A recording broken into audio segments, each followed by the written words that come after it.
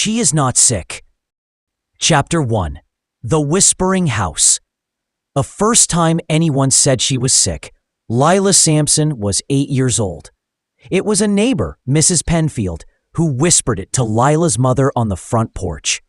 Lila was sitting behind the living room curtains, pressing her ear to the cool glass. "She doesn't talk like other children," Mrs. Penfield murmured. "And all that time she spends in her room. You should take her to a doctor." Her mother's voice was tired but firm. "She's not sick. She's just different." That night, Lila lay awake in her little blue bedroom. She wasn't sure what sick meant exactly, but she knew it wasn't something good. She promised herself she'd never let anyone think she was broken. Chapter 2. A Quiet Girl. By the time Lila turned 12, everyone at school knew she was the quiet girl. She didn't like to talk in class. She didn't raise her hand. She spent lunch reading alone under the old oak tree. Teachers called her shy. Other kids called her weird. No one knew that her silence was her choice. Words felt heavy in her throat, like stones she had to swallow. But inside her mind, everything was alive. She saw patterns in the clouds. She heard music in the hum of the air conditioner. She invented stories that stretched for miles. She didn't feel sick. She felt more awake than anyone she knew. Chapter 3. The First Visit. One afternoon, Lila's mother came home with a brochure. Child Behavioral Therapy. "Just to be sure," her mother said gently. "You're so smart, honey, but you look sad sometimes."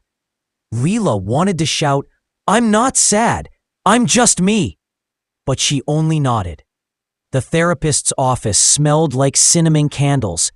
The woman asked too many questions in a soft, careful voice. "Do you hear things that aren't there? Do you feel afraid? Do you wish you were different?" Lila didn't know how to explain that she loved her quiet world, that she liked being alone, that she didn't want to be fixed. After the third session, she told her mom, "Please don't make me go back." Her mother squeezed her hand. "All right, no more." Chapter 4. The Diagnosis That Wasn't. 7th grade was the hardest. Kids got meaner. The counselor suggested evaluations. Words like anxiety and depression were whispered in the teacher's lounge. One day, Lila's teacher stopped her after class. "I know you're struggling," she said. "If you need help." Lila looked her in the eye for the first time all year.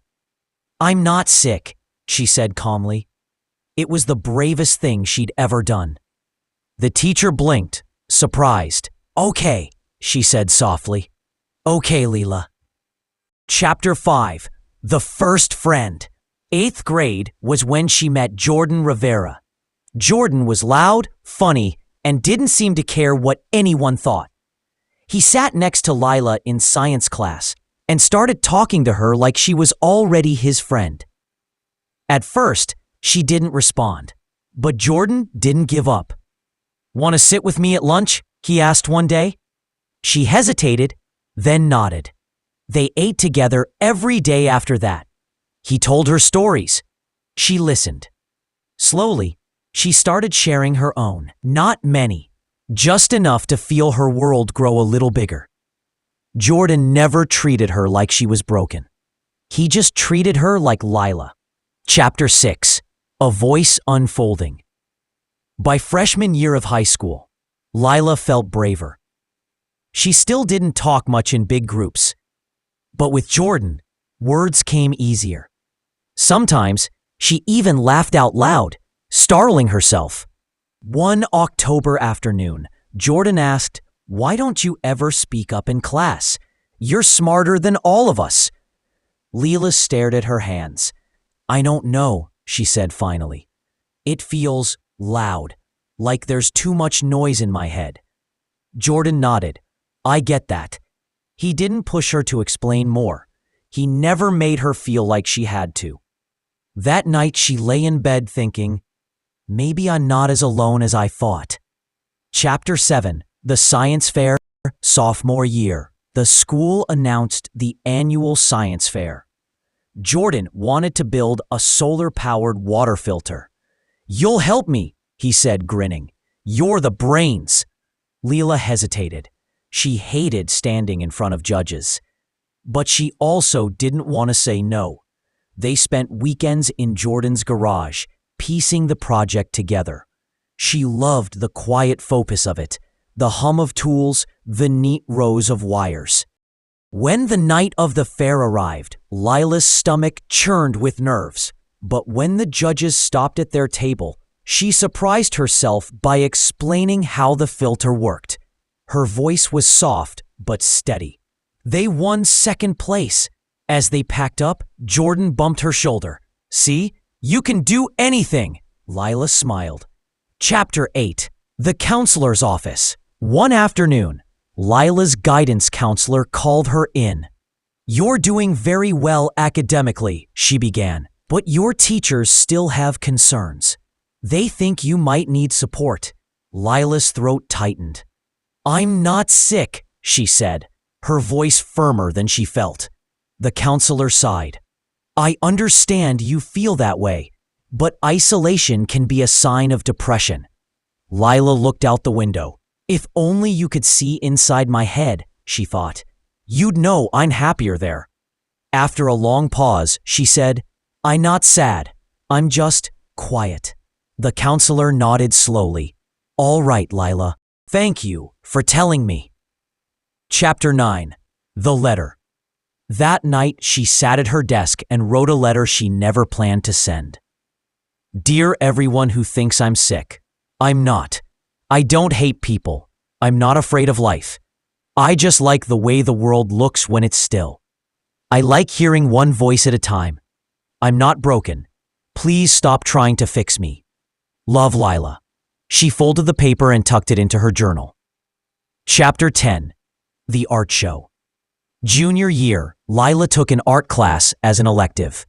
She didn't expect to love it, but the first time she dipped a brush into paint, something clicked. Color felt like language she didn't have to speak. She started staying after school to work on her canvases. Her teacher, Miss Bennett, watched her with quiet respect. "You have something important to say," Miss Bennett told her once. "You just say it differently." When the spring art show came around, Leela almost didn't enter. But Jordan convinced her. Her painting, a swirling field of blue and silver, hung in the center of the gallery. People stopped to look. No one asked her to explain, and for once, she didn't feel like she had to.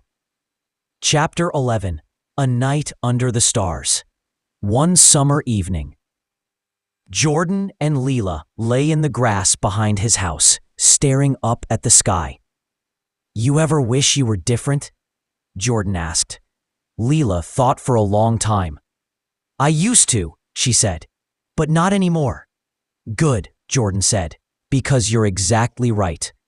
A shooting star streaked overhead. Leela closed her eyes and made a wish she couldn't put into words. Chapter 12. College Letters. Senior year brought a flood of college brochures and applications. Her mother worried. "Will you be okay living on your own?" Lila squeezed her hand. "I think so." When the acceptance letters came, she chose a small, liberal arts college upstate, one with a good art program and quiet dorms. Her guidance counselor seemed surprised. "You really want to go away?" Lila nodded. "I'm ready," and she meant it. Chapter 13. Moving Day. August arrived, hot and bright. Lila packed her clothes, her sketchbooks, and the journal with the letter tucked inside. Her mother hugged her so tight she could hardly breathe. "You know you can always come home," her mother whispered. "I know," Lila said. Jordan came to say goodbye, hands shoved in his pockets. "Don't forget me when you're a famous artist," he teased. "I won't," she promised. They stood there for a minute, neither of them speaking. Then Jordan pulled her into a hug. "Take care of yourself," he murmured. "You too." As the car pulled away, Lila watched her town shrink in the rearview mirror. For the first time, it didn't feel like she was running away. It felt like she was moving toward something. Chapter 14. The Roommate. College was quieter than she expected. Her roommate, Abby, was friendly, but not nosy. She asked questions, but she didn't pry. On their first night, Abby said, "I'm a talker. If you ever need quiet, just tell me." "Thank you," Lila said. Abby grinned. "And if you don't feel like talking, that's okay too." Lila exhaled, feeling something in her chest loosen. Maybe this was what it felt like to be understood. Chapter 15. The Studio. The art building smelled like turpentine and hope. Lila claimed a corner studio with tall windows and a paint-streaked floor.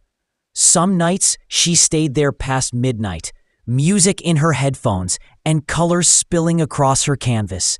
Nobody watched her. Nobody tried to fix her. She'd never felt more free. Chapter 16. A New Friend. In her second semester, Lila met Grace, another art major who loved painting huge, messy murals.